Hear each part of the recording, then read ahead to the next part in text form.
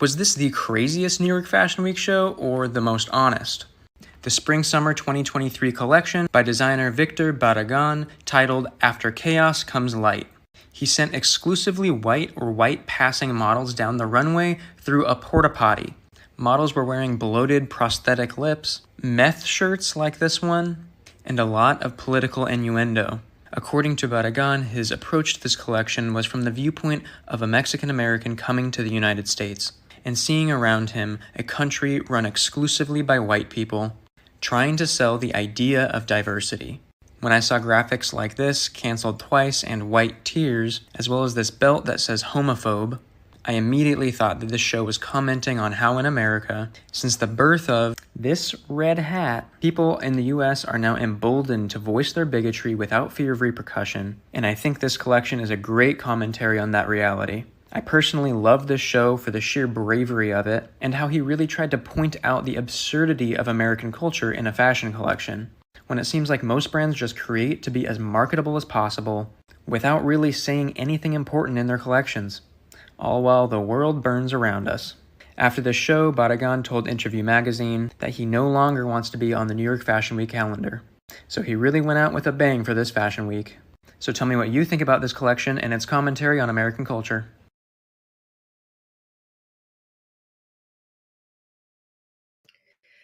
Good evening, and thank you for joining me here with Think About It Thursdays with Conversations with Taz. Just as a reminder, tonight is a pre-recorded show, just because my daughter and I will be watching the three-part crossover of all of the Law and Orders. It is going to be an epic event. So if you want to skedaddle over there and watch it, and then come back and watch this later, be my guest. But let's get right on into it, starting with usnews.com. If you all remember, excuse me. This story, woman who falsely accused black bird watcher loses lawsuit against ex-employer. The white woman who falsely told police she was threatened by a black bird watcher in New York City's Central Park has lost a lawsuit accusing her former employer, Franklin Templeton, of illegally firing her and portraying her as a racist. Sweetheart, you did that all on your own, but let's continue. In a decision on Wednesday, U.S. District Judge Ronnie Abrams rejected Amy Cooper's claim that she was defamed when Franklin Templeton and its chief executive, Jenny Johnson, referred on 3 occasions to the incident and said they did not tolerate racism. A video of the incident went viral. The Manhattan judge also said Cooper failed to prove she was fired on May 2020 because of her race or gender and without the kind of thorough investigation once done into a male employee's alleged offensive conduct.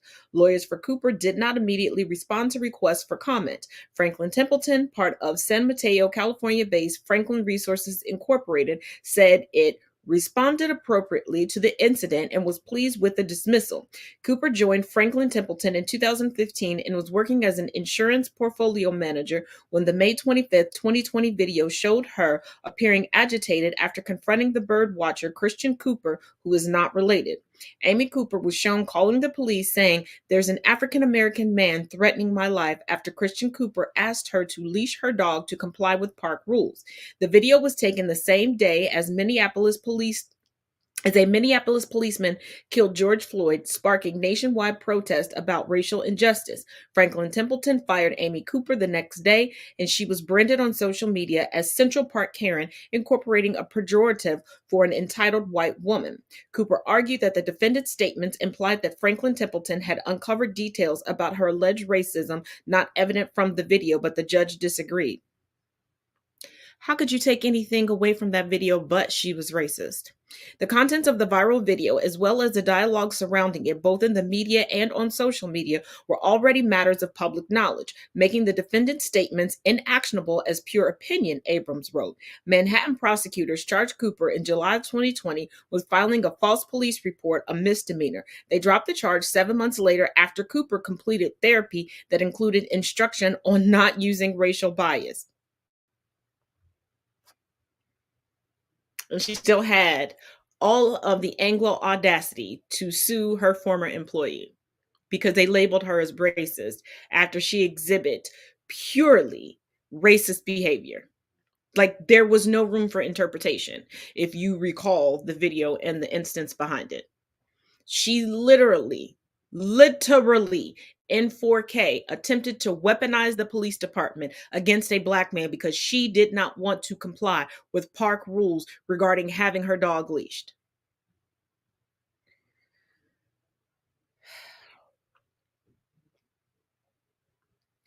But from one racist to another, ever notice that everything Trump says sounds familiar? Maybe because we're in a Groundhog Day of his singular excuse. Take a look at this. Hey, good morning. Do you remember when the former president would say, "It's a sham, a fraud, the whole thing was stolen from me"? You remember when he used to say that? But did you know he said that about The Apprentice when it didn't win an Emmy? True story. Take a look at this clip from a PBS Frontline documentary titled Lies, Politics, and Democracy, brought to you in part by your local PBS station and viewers like you. Thank you. He has done this every step of the way through his career, long before politics. When The Apprentice lost an Emmy to The Amazing Race, he claimed that the Emmy contest was rigged. Amazing Race winning an Emmy again is a total joke. The Emmys have no credibility. The Emmys are all politics. That's why The Apprentice never won. The public is smart. They know it's a con game. I have just called President Obama to congratulate him on his victory. He claimed that the election was rigged in 2012 when Mitt Romney, whom he had endorsed, lost to Barack Obama. This election is a total sham and a travesty. We are not a democracy. More reports of voting machines switching Romney votes to Obama. Let's fight like hell and stop this great and disgusting injustice.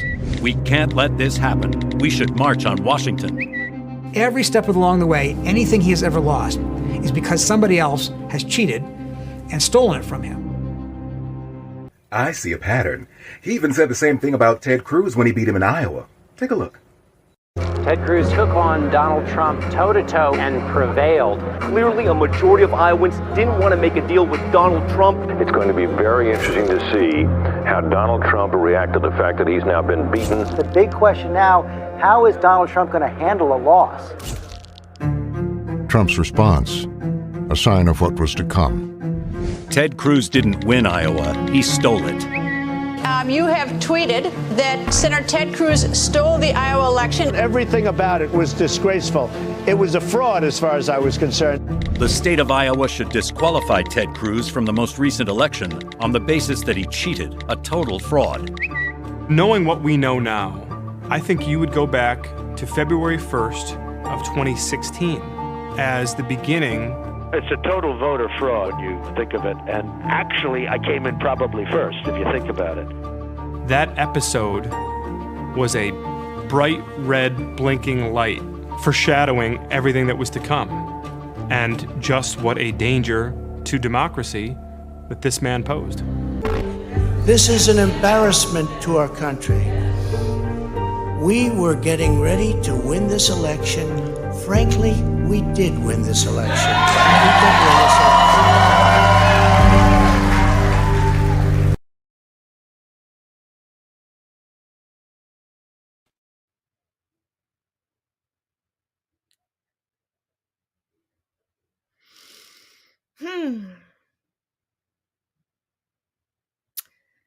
See, this is what happens when you never tell a child no, and you allow them to grow into an adult that surrounds themselves with yes men, and you become one of those yes men.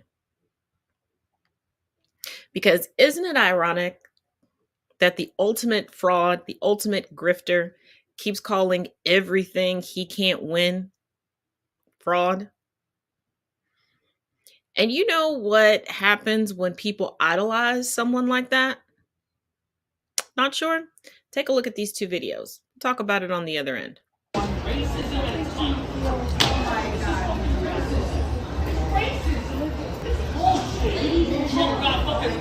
Invaded by Mar-a-Lago, and now you're doing this. This is some fucking bullshit, man. It's some fucking bullshit. Call security. Call the FBI. I don't give a fuck. This is some fucking bullshit. Because I'm fucking white, you're gonna fucking invade me? I was sitting on the fucking plane, man. I was sitting on the fucking plane.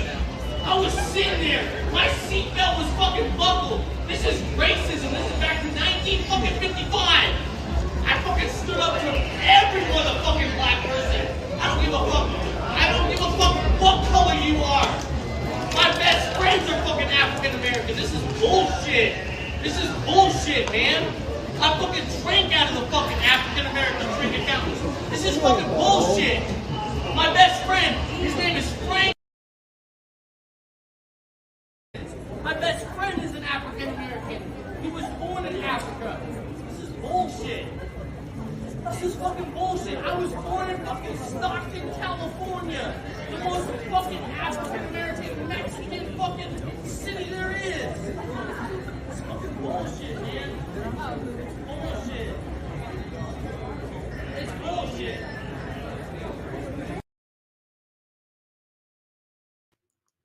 First of all, the backpack and the t-shirt should have told you this meltdown was coming. But he did what in 1955? He looks really good for somebody who drank out of the black water fountains. And did you catch that he said, my Mar-a-Lago, and go ahead and call the FBI? Bro, you are not that important. And then his black best friend, Frank, who's African American, he was born in Africa. More than likely, he's European. European. But the script never changes. And as they watch who they idolize get away with so much and throw a fit when it looks like to him that he can't get away with what he wants to, and then he throws a fit, and then it appears that he is now getting away with it. This is why we have a lot of incessant adults running around. This is why the Karens and Richards are at an all-time high. See, it's time to get past that adage of, oh, that's just how they are. That's just how she is. You know, stop. Stop making excuses for people. Stop just okaying their behavior and excusing it with, oh, that's just how they are. Just deal with it. If you just go along with, no. And for the love of all things holy and sanctified, stop with the customer is always right. No, 9 times out of 10, the customer is trying to defraud you. They know if they make a stink and lie, they're going to get something for free. That is their whole point of coming into your establishment. And then they want to blame whoever they don't like in politics as to why your establishment is closing down or downsizing. And let us not forget about the whole DeSantis debacle, how he reached back into time and utilized some Jim Crow methods. It's not without consequences. Let's take a look. Thank you all so much for joining us. I'm Sheriff Javier Salazar with the Bexar County Sheriff's Office. We wanted to call this conference to answer, I guess, just a bunch of questions we've been getting throughout the day in piecemeal fashion. We're just going ahead and clear the air for everyone. We are opening up a case with an investigation with regard to the suspected activities involving the 48 migrants from Venezuela that, as we understand it at this point, the facts of the case at this point, are that on Wednesday, September 14th, here in Bexar County in the city of San Antonio, our understanding is that a Venezuelan migrant was paid what we would call a bird dog fee to recruit approximately 50 migrants from the area around a migrant resource center on San Pedro here in San Antonio. As we understand it, 48 migrants were lured, I will use the word lured, under false pretenses into staying at a hotel for a couple of days. They were taken by airplane. At a certain point, they were shuttled to an airplane where they were flown to Florida and then eventually flown to Martha's Vineyard, again, under false pretenses is the information that we have, that they were promised work, they were promised the solution to several of their problems. They were taken to Martha's Vineyard from what we can gather for little more than photo op, video op, and then they were unceremoniously stranded in Martha's Vineyard. What infuriates me the most about this case is that here we have 48 people that are already on hard times, right? They are here legally in our country at that point. They have every right to be where they are.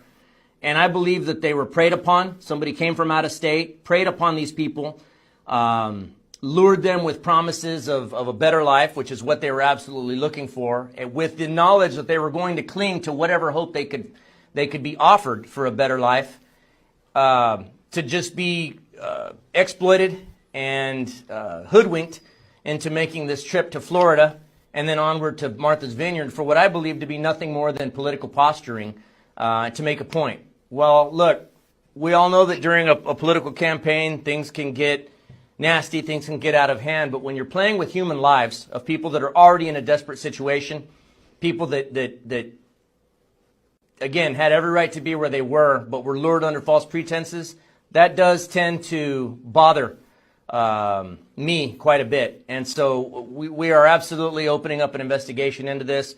Since this past weekend, I've been talking to at least one non-governmental organization involved in the case, LULAC National. Also been talking to at least one attorney involved with representing these folks that are still up on the East Coast, as well as several members of the media, local and national. And all indications are that at this point we are going to be opening an investigation. It is way too early for me to start naming any suspects. We do have the names of some suspects involved that we believe are persons of interest in this case at this point, but I won't be parting with those names. I think to be fair, I think everybody on this call knows who those names are already, so I won't be naming any of them. But suffice it to say, we will be opening up a case.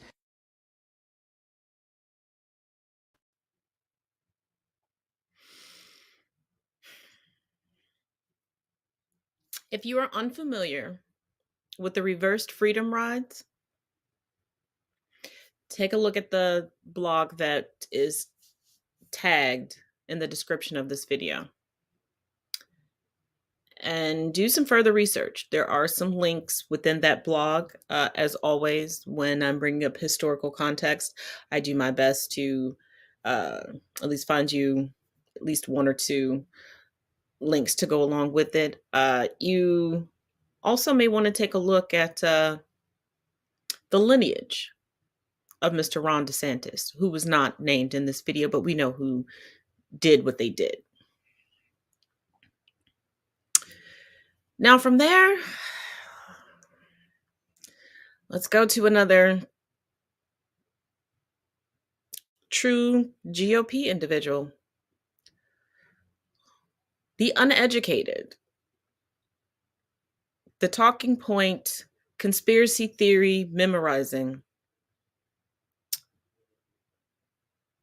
Lauren Boebert. Lauren Boebert of Colorado. This is a woman who wears glasses to make it seem like she can read. She dropped out of high school during her senior year in 2004 and earned a GED certificate in 2020, a month before her first election primary and 5 months after entering the race. There are many intelligent individuals who do not have an educational degree beyond a high school diploma, but she has confirmed that she is not one of them. We need a full investigation into just how many puppies were eaten alive on Fauci's watch. Madison Cawthorn, he said that he would arm wrestle me for this Kyle Rittenhouse internship, but Madison Cawthorn has some pretty big guns, and so I would like to challenge him to a sprint instead. Let's make this fair. Yes, it's fair to challenge a partially paralyzed man in a wheelchair to a sprint. In America, we see more deaths by hands, fists, feet, even hammers. If hammers are the cause of more deaths than firearms, then maybe we need to start having background checks on hammers. Hands, feet, etc., made up only 600 deaths, while all blunt objects combined, including hammers, only caused 397 deaths. Records show she has been arrested and summoned at least 4 times over the past decade. While she was being handcuffed for disorderly conduct, Boebert tried to twist away from police, according to deputies' reports. She allegedly shouted that her arrest was unconstitutional, that she had friends at Fox News and that the arrest would be national news. It didn't. She is married to Jason Boebert, who also has a colorful record. 911, what's the address of the emergency? Silk, Colorado. All right, that's what we're showing here as well. Tell me exactly what happened. There's a domestic situation happening right in front of my driveway, and now he's driving away, I think, just about fighting. It's bad. It's Lauren Boebert's jackass husband, Jason. He's running over my mailbox right now. Stop, you jackass! Back in 2004, Lauren Boebert's husband, Jason Boebert, was arrested because he decided to reveal his penis to waitresses at a restaurant. So in this recently released memoir, she writes, quote, Jason and my stepfather went to the Rifle bowling alley and got to chatting over drinks. The female bartender flirted with Jason. It was her fault. She was the slut. What a delightful couple. We'll talk more about their adventures in our next video. I know. All of that sounds like something straight off of Saturday Night Live, as if it's just satire from The Onion or something like that. No, this is real life. She was legitimately voted in. This is the state of United States politics right now on the federal level. And this is the same type of person that will talk about the founding fathers and let's rewind time to 1776. Sweetheart, you wouldn't even be viewed as a full human being. You wouldn't be able to run for office. You wouldn't be able to have money in your name. They talk so much about the founding fathers as they disparage their own founding fathers, their ancestral lineage.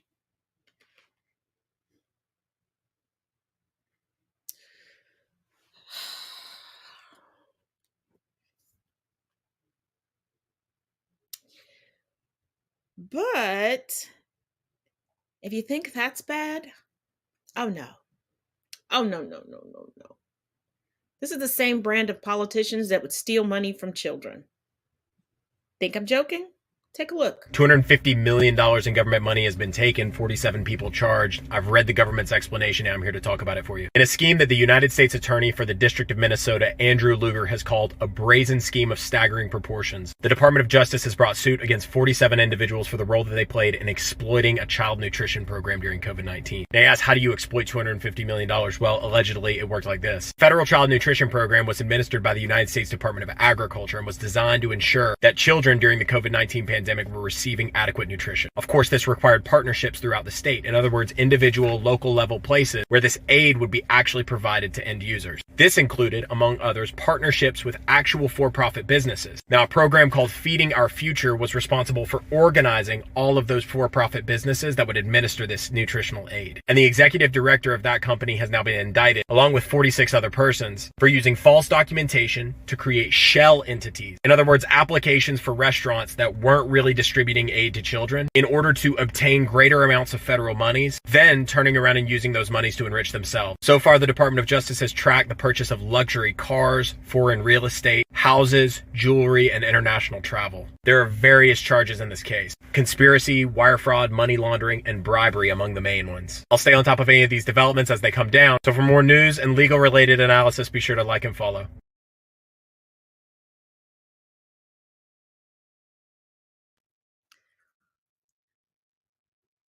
Keep in mind, this is occurring while we are being bombarded with the rhetoric of life begins at conception, you must protect children, you're murdering babies, children first, but no gun reform. They want to remove free lunches and free breakfasts after they stole the idea from the Black Panther Party. And now, between the scandal in Mississippi using welfare funds to line the pockets of Brett Favre so he can, beef up where his daughter's playing volleyball at, this is what you do. I thought you were the people of protecting children. But it's taking credit card companies to put in a special coding if you use your credit or debit card to purchase a firearm to crack down on it. It's taking individual whistleblowers to, like recently in Ohio, uncover illegal manufacturing of guns and illegal selling of guns. It's taking whistleblowers to expose police chiefs buying semi-automatic and automatic weapons and selling them to the public. But it's okay to have children in poverty and to keep them there and to starve them. But yet you criticize and invade underdeveloped or developing countries.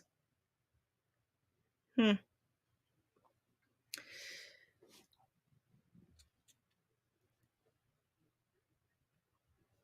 speaking of police departments, there's one particular city that touted itself as a great utopia of the United States, but that was shaken up in the 1990s. Let's take a look as to why. Teaneck, New Jersey. Decades ago, it was billed as a progressive racial utopia, being one of the first towns in the entire country to voluntarily desegregate its public schools. Now, despite that reputation, in 1990, it became the site of the police shooting of a black teenager that thrust the town into national headlines. Long before Michael Brown, Eric Garner, Freddie Gray, George Floyd, and countless others, there was Philip Pennell. On the evening of April 10th, 1990, Teaneck police responded to a call from a resident who said he'd seen a teenager with a gun among other kids in a schoolyard. Pennell was that teenager. After a brief confrontation with officers, Pennell took off running and a chase ensued. The 16-year-old was ultimately shot in the back and killed by Gary Spath, a white police officer. Spath said he believed Pennell was reaching for the gun, but witnesses said Pennell appeared to be surrendering. And an autopsy concluded that based on the location of the bullet holes, Pennell's hands were raised. Spath was ultimately charged with manslaughter, but he was acquitted in 1992 by an all-white jury. The story is the subject of an explosive 4-part docuseries by MSNBC Films titled Model America.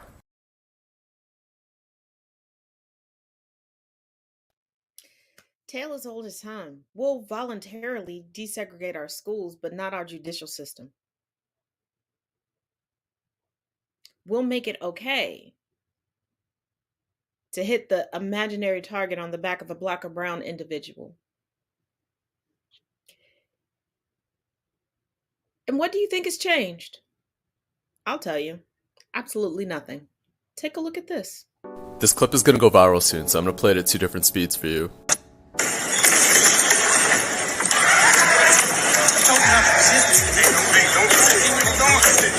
Y'all see what he's doing? Don't resist. Y'all see what he's doing? I'm not resisting.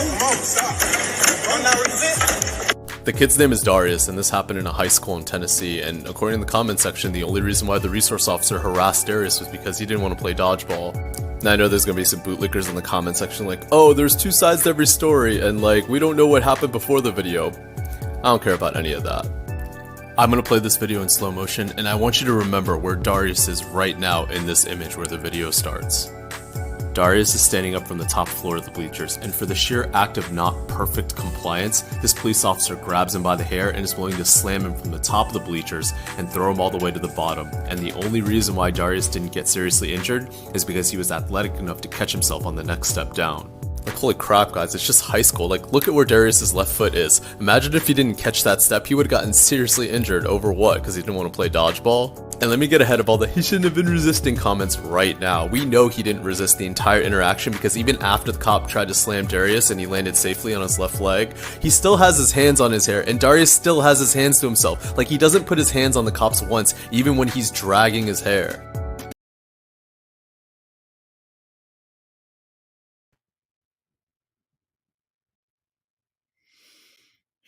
And the ones that will make excuses for this are the ones that touted my body, my choice when it came to wearing a mask. The ones that claim that they are for small government and against big government, but want to take away bodily autonomy to women, want to take away independence to the elderly, want to tell you how to identify what's proper, what's not,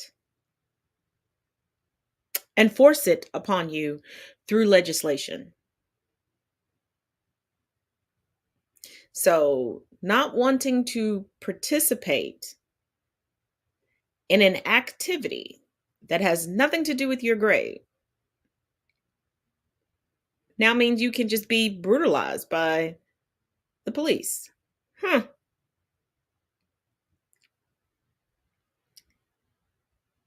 Maybe you all should be a little bit more thorough in the historical events that we should never forget so that we can get out of this Groundhog Day of repetition. But let's take a quick pause for the cause for this month's ad. And I'll see you on the flip side.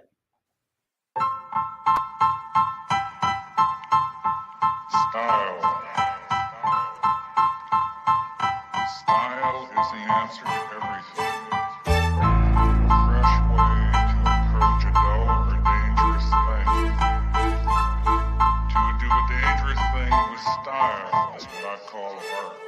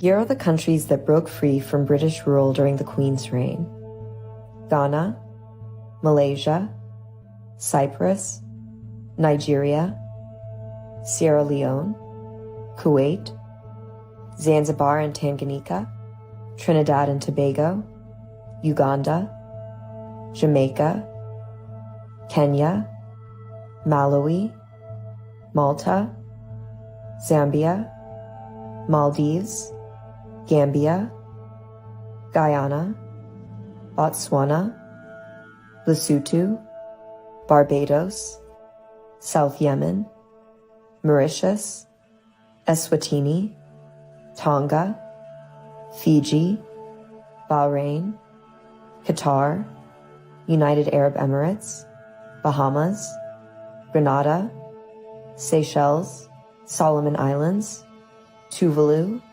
Dominica, St. Lucia, Kiribati, St. Vincent and the Grenadines, Zimbabwe, Belize, Antigua and Barbuda, St. Kitts and Nevis, Brunei.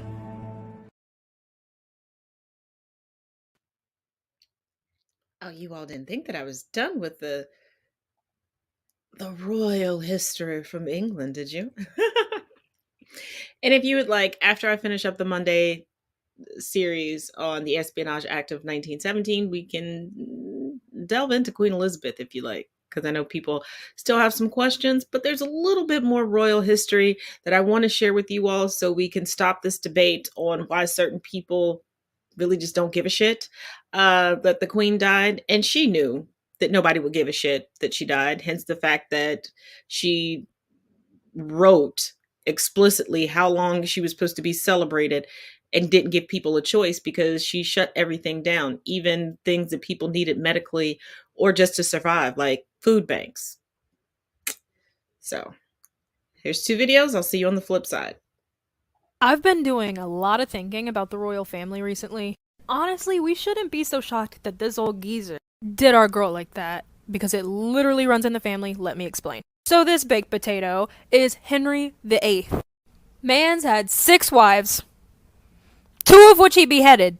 The first wife's name was Catherine, and at the time she was a Spanish princess. Her and Henry got married when he was 17, and he had only been king for 6 weeks. This woman was supposedly the only woman Henry ever loved. And despite them being married for 23 years, having produced only a single daughter, her inability to produce a male heir made Henry's eyes wander. So the baked potato goes and has an affair with Catherine's assistant, who was later shipped off in secret and hiding to go have his child, his first male-born child. Then Anne Boleyn enters the chat, another assistant to the Queen. Henry was very fond of her, but she had no interest in being another side piece. So smitten with Anne Boleyn, Henry tries to ask the Pope's permission to marry her. He tries to argue that his marriage to Catherine was never legitimate because she had married his older brother. Before his older brother died, of course, and when the Pope denied him, he severed ties with the Roman Church. He created the English Church, just so he could marry Anne. Even after her refusal, though, she still ended up marrying him, and they ended up having the Queen Elizabeth.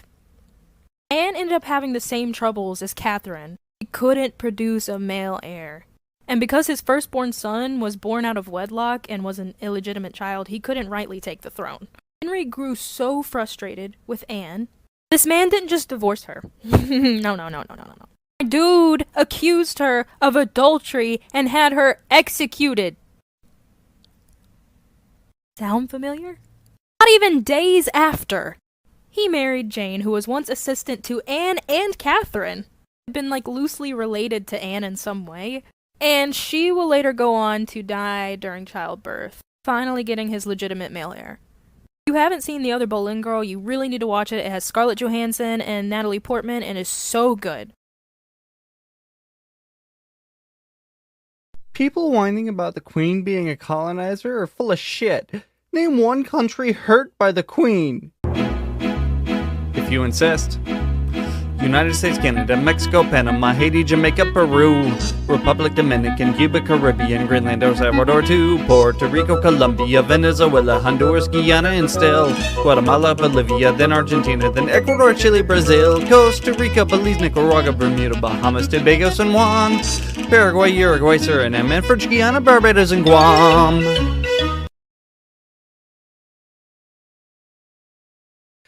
And also, just to add a little tidbit of additional history, the Queen Consort, Camilla, and the People's Princess, Diana, are also cousins and related.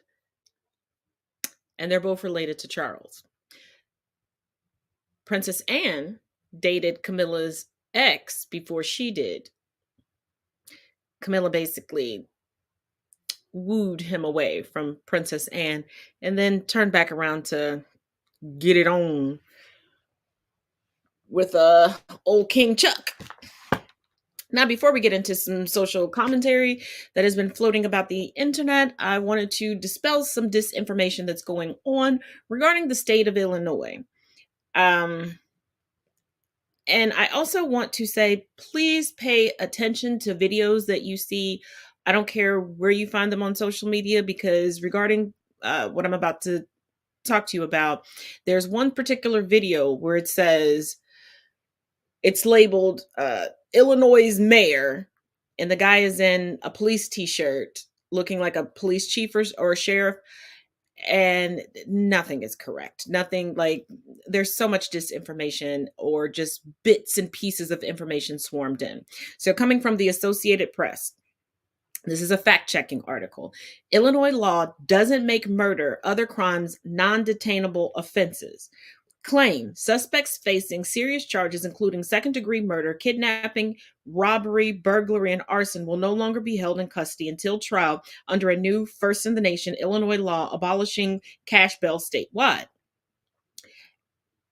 AP's assessment, false. Judges in Illinois will still have discretion to order suspects for these and other serious crimes held in jail pending trial if they are deemed a threat to public safety or a flight risk. But the new law does impose higher standards to meet those conditions that critics say will make it harder to detain people. The facts. Social media posts and conservative news outlets have been taking aim at Illinois' Pre-Trial Fairness Act, which is scheduled to take effect January 1st, distorting how the law will work.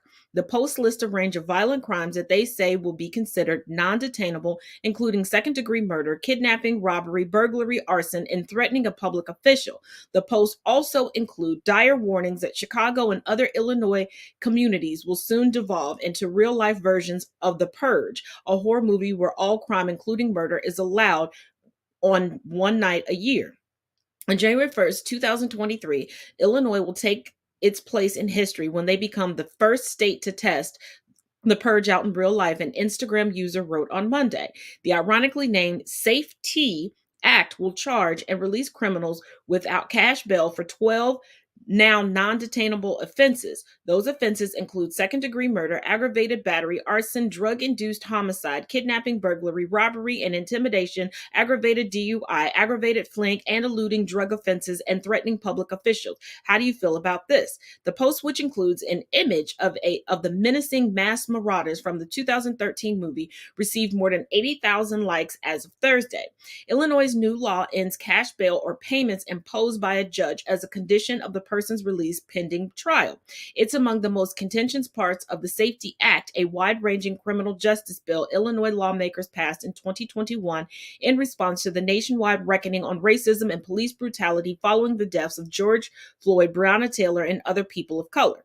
But the law doesn't create a new classification of non-detainable offenses, as critics claim. Suspects can still be jailed pre-trial if they are considered a public safety risk or likely to flee to avoid criminal prosecution, said Lauren Golden, a criminal law professor at Syracuse University in New York who studies pretrial detention and bail. The new law states, detention only shall be imposed when it is determined that the defendant poses a specific, real, and present threat to a person or has high likelihood of willful flight. Additionally, those charged with forcible felonies in which probation isn't an option, if convicted, can be detained pretrial under the law following a required court hearing, said Benjamin Ruddle, director of criminal justice policy at the American Civil Liberties Union of Illinois, which was among the local advocacy groups that supported the measure. That includes serious crimes such as first-degree murder and criminal sexual assault.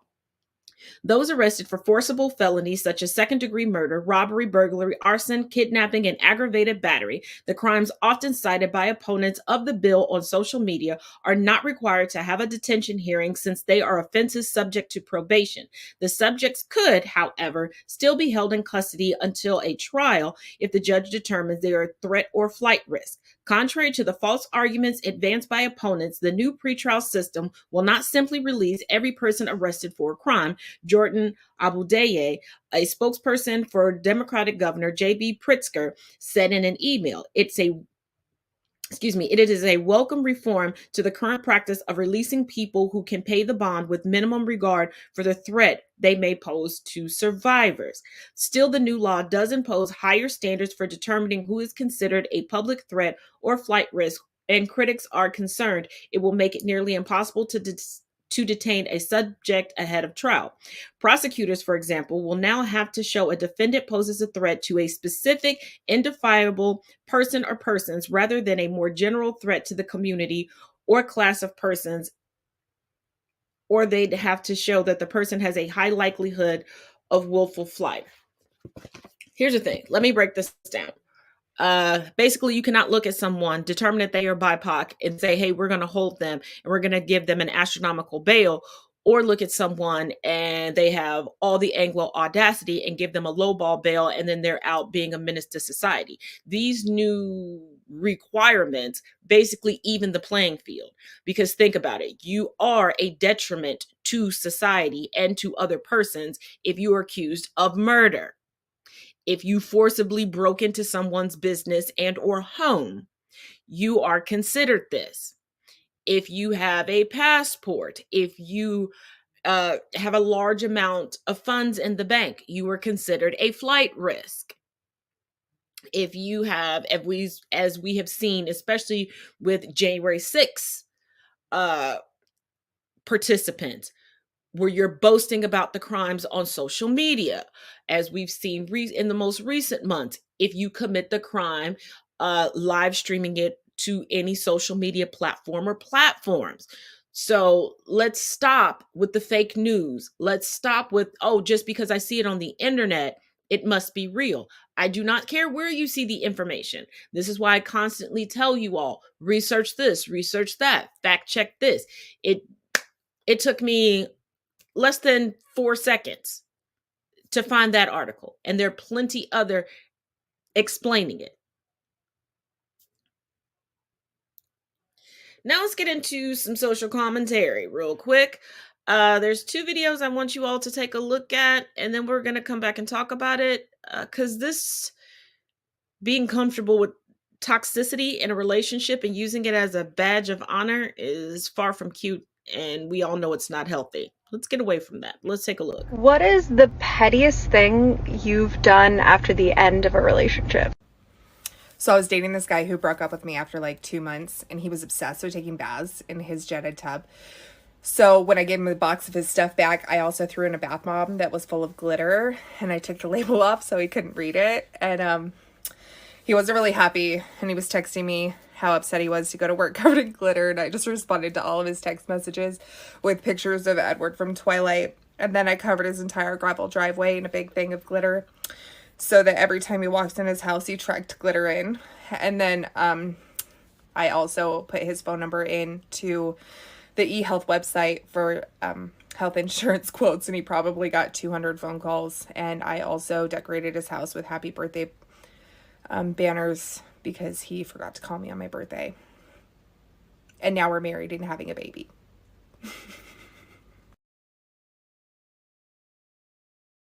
Okay, babe. They want to know your perspective on all the shenanigans that I did when we were broken up with the glitter and the bumper sticker and all the other stuff that we did. Or I did. I look like Edward from Twilight. You did. Did you think that I was crazy with a bunch of red flags? Yes. Severely. Okay. So how'd it work out? Well, having a baby. That's not why it worked out. Coming up to a year marriage. Okay, but why? She didn't stop. What? It was more dangerous to not marry you than to stay gone. That's depressing. That's horrible. Really?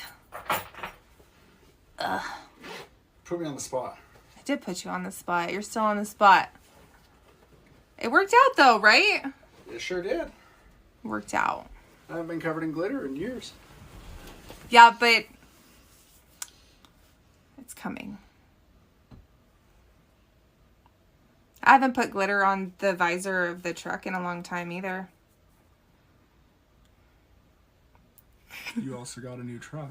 I did get a new truck and I didn't want glitter in it yet, but I've done it a couple of times. I've thrown glitter at people in my truck.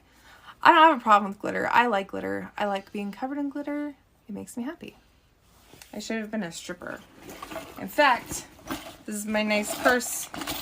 I have glitter in my purse right now. See? Like, I carry it with me. It's fine. Don't look at me like that.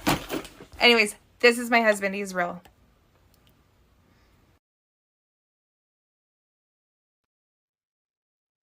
Aside from the 1990s fashion, did you all catch in the second video when he stated that it was safer to be with her than without her?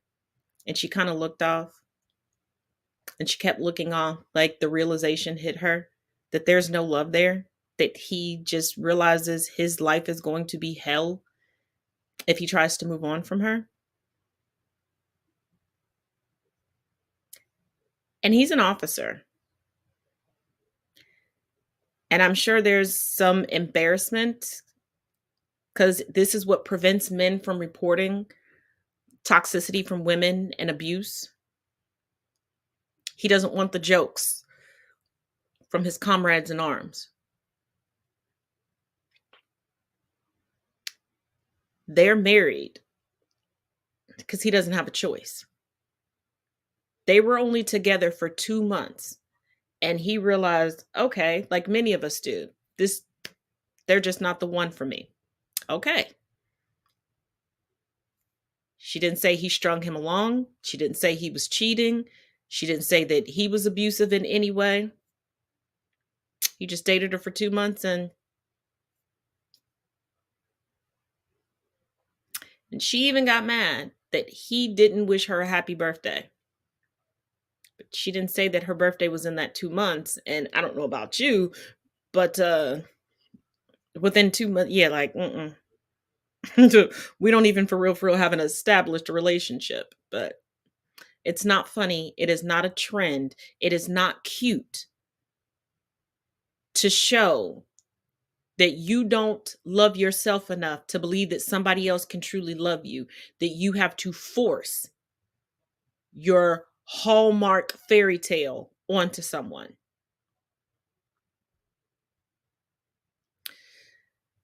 Now, to close out tonight's episode is another hot topic that this has been years long of a conversation, and it started quite a few years ago. I first saw it on Facebook.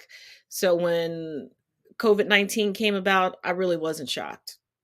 This is our bubonic plague. Take a look at these two videos. I'll see you on the flip side. Wash my hands. Oh, I was gonna say that too. I don't care. I'm done. I'm done hiding it. Also, we talked about this. Yes. Boys washing their hand, that means your dick's dirty. If you have to wash your hand after you pee, what do you get, a dirty dick?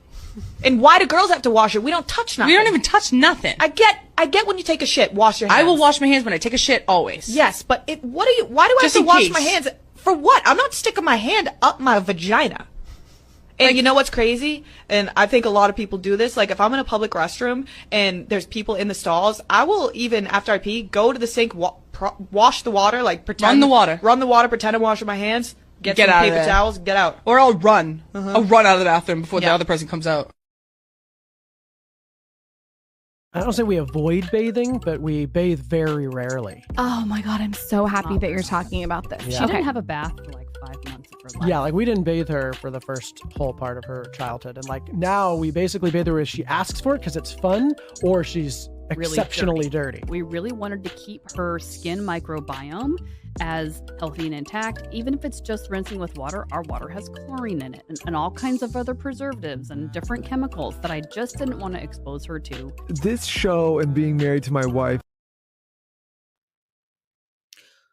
Whose water has chlorine in it running through their... So in the first video, the young lady says, only when she poops, as a just in case, but not when she pees and wipes herself. Do they think toilet paper is moisture proof? And you know it's disgusting because you're pretending to wash your hands for the sake of other people or running out so nobody sees you.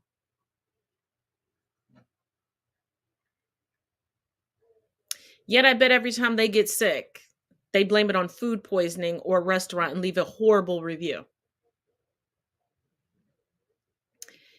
And it doesn't make you healthier to not bathe and not clean yourself.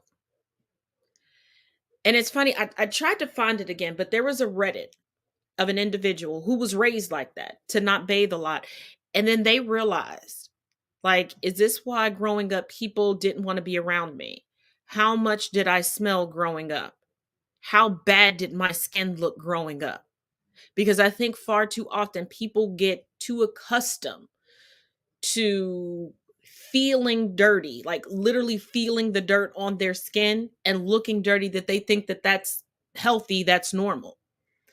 Because I saw last year online, there was a person that was like, oh yeah, I'm exfoliating my skin. No, they were actually using proper materials to clean their skin and they were just taking the dirt off.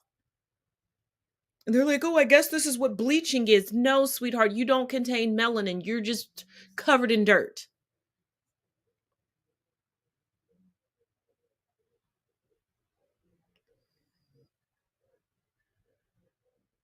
And you wonder why we have multiple pandemics existing at the same time. If someone would have told me as I was studying the Black Plague in school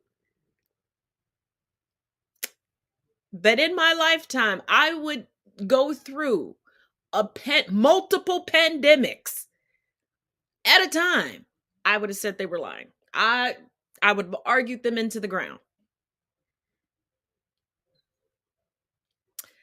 So for everyone who has criticized me for keeping a set of silverware for when I'm out and about and cleaning and wiping things down and wiping off every part of a cart at the grocery store, wherever I may put my hands. This is why. When people look at me weird when I don't shake hands or hug people that I don't know, and they're like, oh, it's just polite. It's etiquette. Fuck your etiquette. Mm-mm.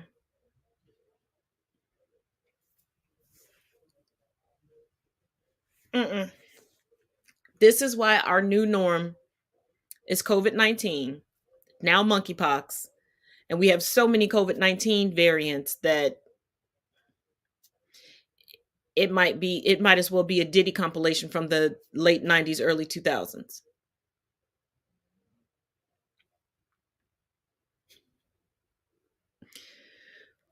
But until tomorrow night, as always, each one teach one, each one reach one. I'll see you all tomorrow.